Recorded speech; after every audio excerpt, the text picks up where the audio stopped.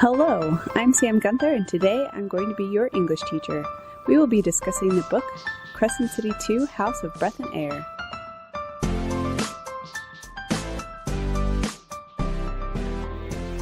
I don't know about you, but I'm waiting on pins and needles for Tuesday. It's going to be a great day. Today we're going to take a deeper look in Book 2 and talk about the developments that happen in this book. So let's get started with the plot. We will start by finding the main conflict. Once again, since this is a large book, there are many subplots, such as Cormac's whole existence, the rebels, Rune and the mysterious woman, the Hind, and finding more information about Danica. However, the main plot is about finding Sophie Renast and figuring out Project Thor and the Dusk Room. Since those two things were intertwined, I consider both of these things to be the main plot. So let's delve in. The exposition of this book is again very exciting. We meet another awesome character who dies before we get to know her. This seems to be the pattern of these books, so if your favorite character starts book 3, then you might be a little bit worried. Moss starts by introducing another new magic type, the Thunderbird. This is interesting to me because it sounds a lot like Hunt's magic, though it is different because it is found in regular humans and is wielded differently. It is also the first hint that we have that this world has a mix of magic types from different places, which is something you should look for in the reread of this book. The exposition for this book allows the author to set up the main conflict and bring in new characters. I do think it's an effective exposition because it gets us engaged in finding Sophie and her brother. I know that I hope throughout the book that we would find them both alive and that they could help solve the problem with Bryce. However, after the exposition, the beginning of the book is a bit slow for my liking. I'm hoping that Moss ties together all the strings in book 3. There are many magic systems to work with and so many characters to use that I have high expectations for an epic tale. I think the best way to talk about the building action for this book is to talk about each character arc. So we will start with the one of the new characters that introduces our main plot, Cormac. Cormac is Rune and Bryce's cousin, and he is not anyone's favorite cousin. His appearance in the book and the tie to the mysterious hooded man in the exposition was an obvious tie for me. However, I do think it's interesting that he was supposed to marry Bryce. This is obviously not what either of them wanted, but it was really fun. His appearance in this book gets Bryce vested in the rebel cause. He is also a perfect teacher for Bryce. He can deal with her sass and push her to become better. Now, Cormac's biggest moment is when he sacrifices himself in the rebel battle. After finding out that the love of his life is dead, Cormac's sacrifice buys Bryce and her team more time and helps the rebels as well. Although it is always difficult to lose a character, I didn't find his death to be too sad. Honestly, I don't think anyone really liked Cormac. He's a prickly guy, and although he has a soft side that we see when he takes Bryce to the dance, and in his love in the rebellion, he's not a well-loved character. Now, I do love when authors include characters like Cormac in their novel because it's a good way to have another character with a different perspective. He also helped Bryce see a different side of him and realize that people are always more complex than we think. The next journey I'd like to look at is Therion. Now, Therion is one of my favorites.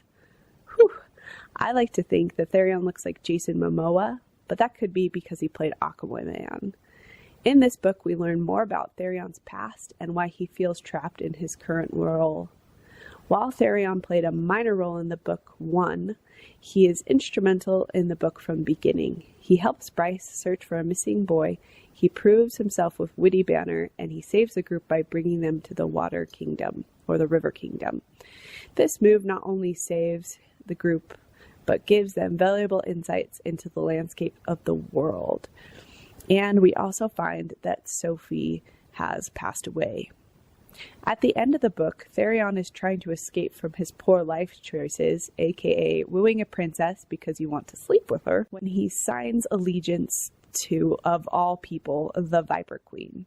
I'm curious as to where this story would go. We know that Moss hinted that there might be a fourth book in the series featuring side characters, and since we haven't had a book from the Water Court, it only makes sense that Tharion gets his own book. The next character arc I'd like to discuss is Ethan. Being kicked out of the clan for standing up for Bryce to Sabine, we find Ethan homeless and on Bryce's doorstep.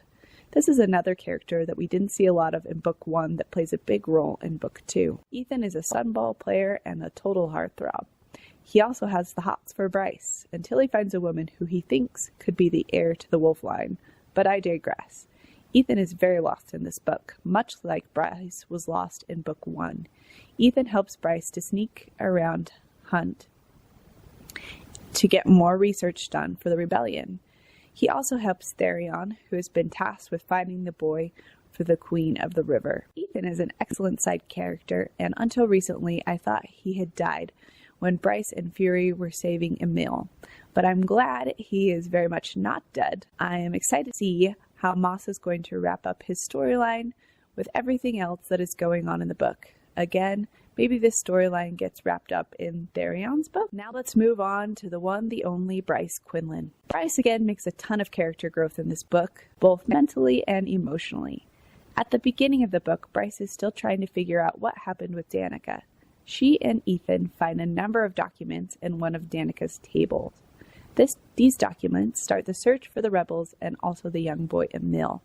Also, emotionally, Bryce is trying to return her life to normality by joining dance classes. Bryce also finds a new job where she's able to research Project Thur and the Dusk Room. As the story progresses, Bryce learns more about Danica, which leads her to the Wolves, where Bryce is made an honorary wolf by the head of the Wolves, which is a huge slap in Sabine's face. We love moments like this. We also learn that Danica was really not that great of a friend. She not only kept the rebellion a secret to Bryce, but she was also a bloodhound and she had a mate. All this new information is making me question Danica and her character. Maybe Bryce really wasn't that good of a friend to her. What did she do to not make her trust her? I do feel like all this new information feels really out of place, and I don't love that Moss has decided to make Danica such an enigma. Throughout the novel, Bryce also grows her powers with Cormac as she tries to figure out how to train and teleport, which sounds like an awesome power. Bryce also continues to search, and it leads her people to be attacked by a group of Reapers. This is strange because most people do not seem to know much about these creatures, and they are supposed to stay in the Bone Quarter. All of this research and mysterious attack lead to one of the coolest parts of the book. Bryce is curious to know what happened to Danica and Connor's souls, and is also wondering if she can get more information about Emil and the Thunderbird. This is strange because most people do not seem to know much about the creatures, and they're supposed to stay in the Bone Corridor. All of this research and mysterious attack lead to one of the coolest parts of the book. So awesome. Bryce is curious to know what happened to Danica and Connor's souls, and is also wondering if she can get more information about Emil and possibly Sophie. She's also curious about the random attack on her from the Reapers the other day. Hunt and Bryce go to the Bone Quarter to confront the Underking for more information, and the whole throw a coin in to get across the river. So cool. The Underking ends up revealing many secrets to Bryce and Hunt, such as his people eating and feeding on First Light and the souls that live in the Bone Corner, and that he has lost control of some of his Reapers.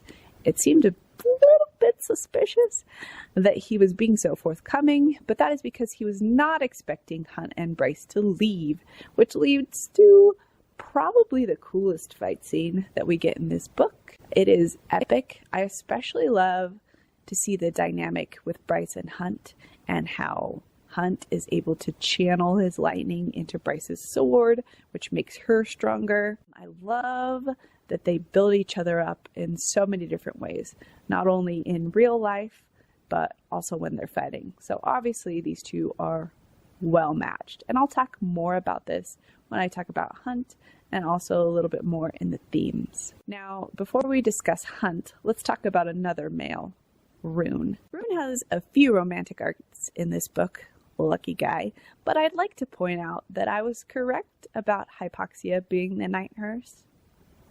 Yep, I did that. However, I didn't predict that she would have a romantic entanglement with none other than Celestiana. What? Didn't see that coming. And also, that would hinder his romantic relationship with Rune. I was really hoping that that would happen. However, when Cormac trusts Rune with the rebellion's secret crystal, he's able to make a connection with a person who is an integral source for the rebellion, Daylight. I think the reveal of who this connection was is one of the biggest reveals in the whole book. It's almost as big as finding out about the Bone Corner. Looking back on it, it definitely makes sense that the connection is with Lydia or the Hind, since she would have had intel that no one else would have been able to get their hands on. But it still seemed unreal when we saw Lydia at their meeting place. You just knew she was the one. I love this pairing, and I'm hoping that everything works out for them. I also love Rune and Bryce's dynamic in this book.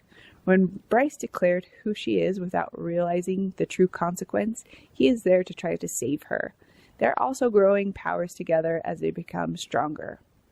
Now, about Rune's prophecy. If he and Lydia do end up together, he might not have an heir because he will be disowned from his family line. Also, from the way things are going, his line might end because there is not a kingdom anymore.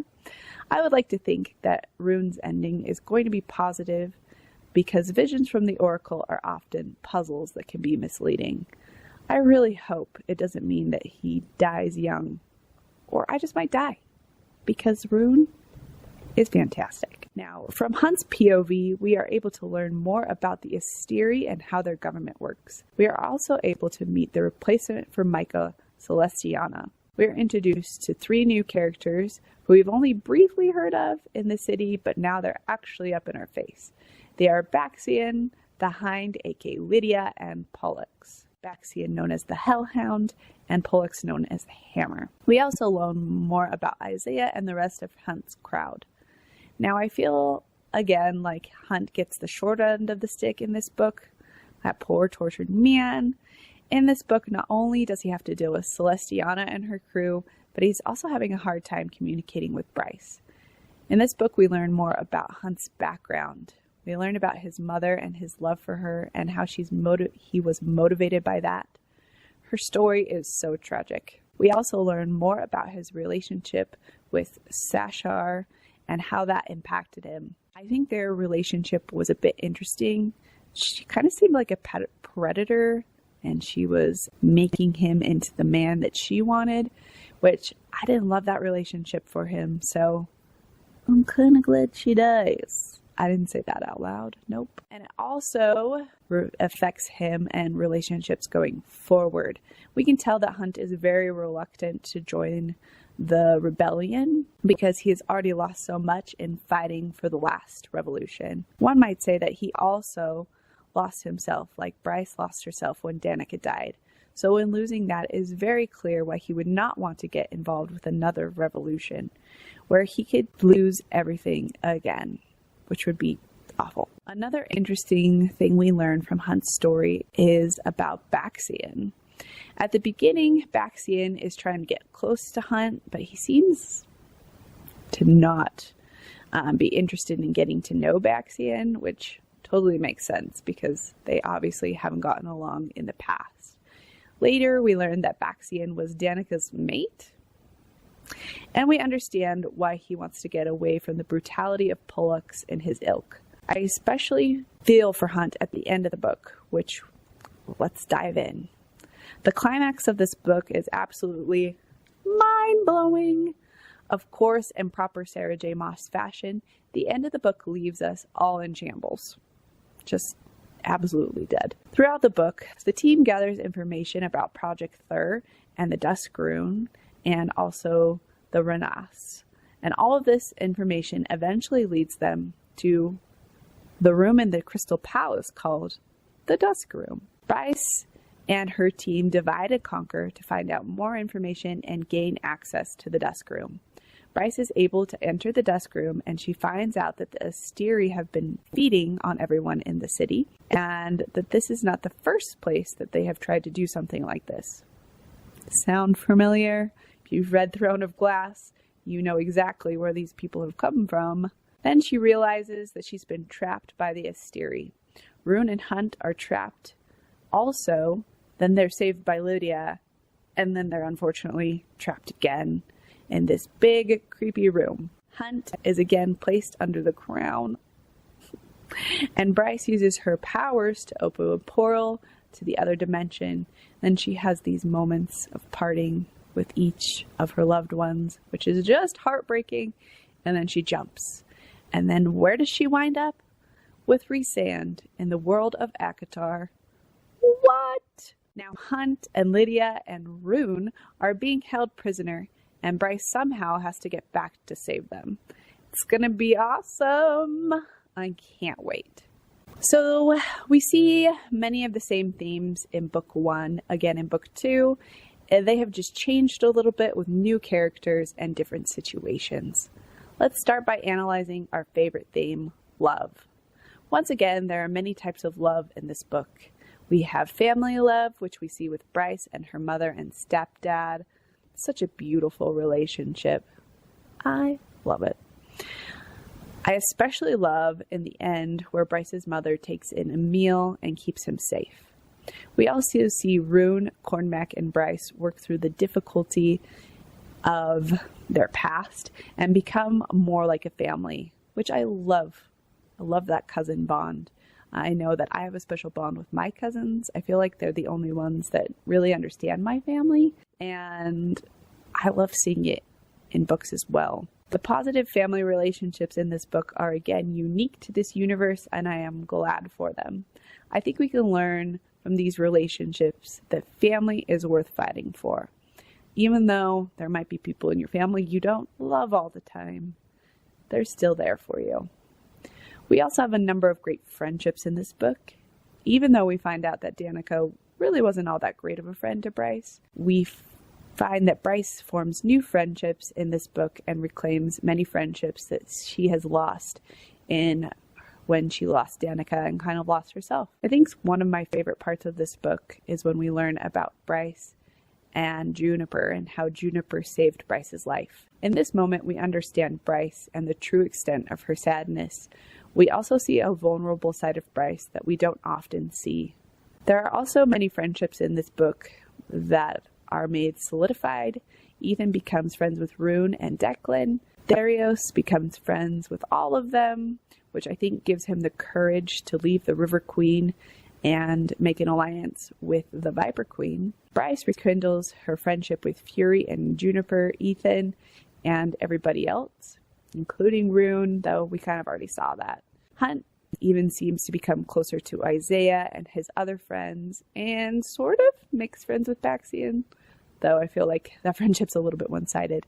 This book is all about building friendships, and I hope someone in this friendship can save Hunt and Rune, because who knows how long it will take for Bryce to get back to save them. I think we can learn a number of lessons about friendship and love from these relationships, but I think the number one lesson we learn is that you are stronger with your friends than you are alone. There are a number of romantic relationships solidified and made in this book, but I really only want to focus on one of those relationships, and that is Bryce and Hunt. Yes, I'd love to analyze all the relationships in this book, but I think if I did that, we would be here all day. So let's dive in with these two. Bryce and Hunt have settled into their new lives and are living together in Bryce's apartment. However, all is not perfect in paradise. With Ethan moving in and Bryce putting a 4-month ban on their sex life, these two are still trying to figure each other out. I really do like that they don't just jump into a relationship and that they are building that time and taking that time to really get to know each other. However, as we know, Bryce was pulling away from Hunt because she was afraid. Then we got the glory of the rooftop gym scene. It's a great scene. I am really glad they chose to fight for each other and stay together. What I love about Bryce and Hunt is that they build each other up. Yes, they tease each other, but when it comes down to it, they complement each other perfectly. I love that we get to see their everyday life, watching Sunball and TV, going on dates, and just being normal. Even though this book was a little slow, and a bit painfully slow at times, I think it was worthwhile to see this relationship build, as well as the other relationships in this book. What I think we learn from Bryce and Hunt is that true love builds you up and helps you become a person that you are meant to be. Yes, that is the same message from the first book, but I do think it's important that she's consistent, especially with this message. We see this in Bryce and Hunt's relationship, as well as the other relationships, or failure to have relationships, in the rest of the book. The other theme I'd like to discuss from this book is identity. Like book 1, this book also covers identity. Although some of these characters are hundreds of years old, and some of them are actually in their 20s, they all seem to be about the same developmentally. Each of these characters is on a quest to figure themselves out and figure out what defines them. Each arc that I mentioned earlier has been a person trying to figure it out, but none more than Ethan. In this book, Ethan loses many of his key identifiers. Being a wolf without his pack, it's got to be really tough. But he's also given up his identity of being a Sunball player. Seems like Ethan was a very good Sunball player, and this was probably part of who he was for a really long time. Like Bryce in book 1, Ethan is trying to figure out who he is and what he stands for. I love Ethan's journey because he learns to become an individual and how to make decisions for himself. He also might have found a new alpha to follow. Figuring out who we are by ourselves is a difficult journey. However, the characters in this book do not have to do it alone. They find friends who are willing to accept them while they are making mistakes and figuring things out. Again, I think the message here is similar to the last book. In addition, that in order to figure yourself out, you need to take risks and be willing to break free from the norms. All of these characters are now rebels. They weren't afraid to make difficult choices and stand up for what they believe in. Again, thank you for listening to According to Your English Teacher. This episode was written by yours truly and edited by Dallin Gunther. If you've enjoyed this video, please make sure to like, comment, and subscribe. Make sure to let me know in the comments below which book that you would like me to break down. Before I sign off, let me leave you with one of my favorite quotes from this book that perfectly prepares us for the new book coming out next Tuesday. Our love is stronger than time, greater than any distance. Our love spans across stars and worlds. I promise I will find you again. I'm Sam Gunther, and this has been According to Your English Teacher. If you liked this episode, be sure to follow me on Instagram, Goodreads, or TikTok for more content like this.